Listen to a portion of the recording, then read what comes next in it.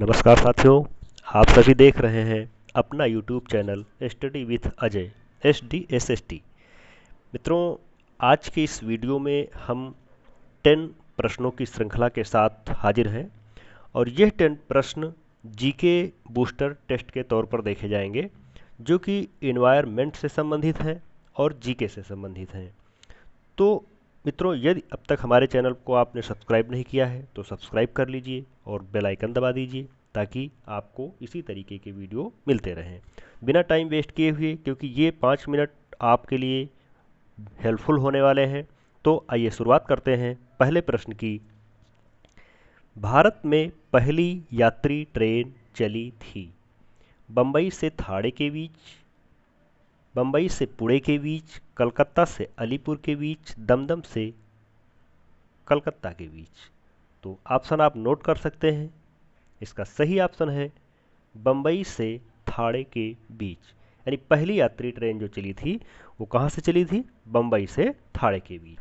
प्रश्न पढ़ने के बाद मैं कुछ सेकंड के लिए रुक जाऊंगा, तब तक आप लोग अपना प्रश्न उत्तर नोट कर लेना और बाद में कमेंट करके बताना कि 10 में से आपके कितने उत्तर सही हुए। तो अगले प्रश्न को देखते हैं। राष्ट्रीय एकता परिषद की स्थापना कब हुई? ऑप्शन है 1951 में, 1971 में, 1961 में, 1981 में। ऑप्शन आप नोट कर लीजिए। तो इसका सही विकल्प है 1961 में, यानी राष्ट्रीय एकता परिषद की स्थापना कब हुई थी? 1961 में हुई थी। अब बढ़ते हैं अगले प्रश्न की ओर। नेक्स्ट प्रश्न है, एशिया का सबसे बड़ा पशु मेला आयोजित होता है।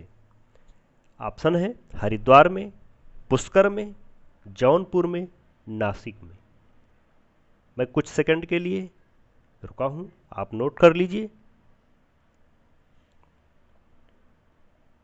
तो इसका सही विकल्प क्या है? इसका सही विकल्प है सोनपुर। सही विकल्प क्या है? सोनपुर। अब अगर हम बात करें सोनपुर, तो सोनपुर किस राज्य में पड़ता है? सोनपुर बिहार राज्य में पड़ता है। सोनपुर किस राज्य में पड़ता है? बिहार राज्य में पड़ता है। अब बढ़ते हैं अगले प्रश्न की ओर। क्वेश्चन है, किस देश में लचीला संविधान लागू है? यानी ये बताना है कि किस देश में लचीला संविधान लागू है। भारत में, अमेरिका में, चीन में, यूनाइटेड किंगडम में। तो आप लोग नोट कर लीजिए। इसका सही विकल्प है यूनाइटेड किंगडम में। इसका सही विकल्प क्या है? यूनाइटेड किंगडम में, यानी यूनाइटेड किंगडम में लचीला संविधान लागू है। अब बढ़ते हैं अगले प्रश्न की ओर। समता के अधिकार का उल्लेख संविधान के किन अनुच्छेदों में मिलता है? अनुच्छेद 19 से 22 में, अनुच्छेद 22 से 23 में, अनुच्छेद 14 से 18 में, अनुच्छेद 25 से 28 में। 4 ऑप्शन दिए हैं, इनमें से जो भी ऑप्शन आपको सही लगता हो ऑप्शन नोट कर सकते हैं। इसका सही ऑप्शन है अनुच्छेद 14 से 18 में, यानी समता के अधिकार का उल्लेख किस अनुच्छेद में मिलता है? 14 से 18 अनुच्छेद में मिलता है। नेक्स्ट प्रश्न है, जनसंख्या के आधार पर सबसे बड़ा महाद्वीप कौन सा है? यानी जनसंख्या के आधार पर सबसे बड़ा महाद्वीप कौन सा है? यूरोप, एशिया, उत्तरी अमेरिका, अफ्रीका। ऑप्शन नोट कर लीजिए। ऑप्शन है एशिया महाद्वीप।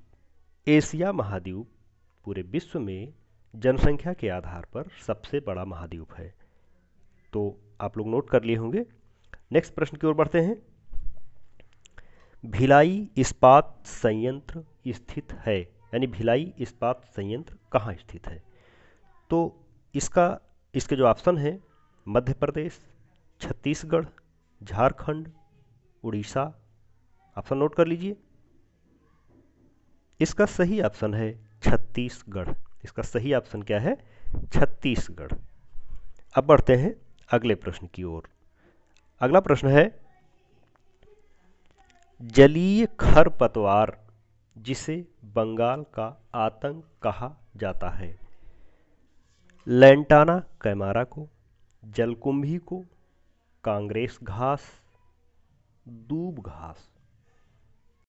तो इसका ऑप्शन आप लोग नोट कर लीजिए, क्योंकि मैं कुछ सेकंड के लिए रुकूंगा, आपको बाद में कमेंट करके बताना है कि आपके कितने सही हुए।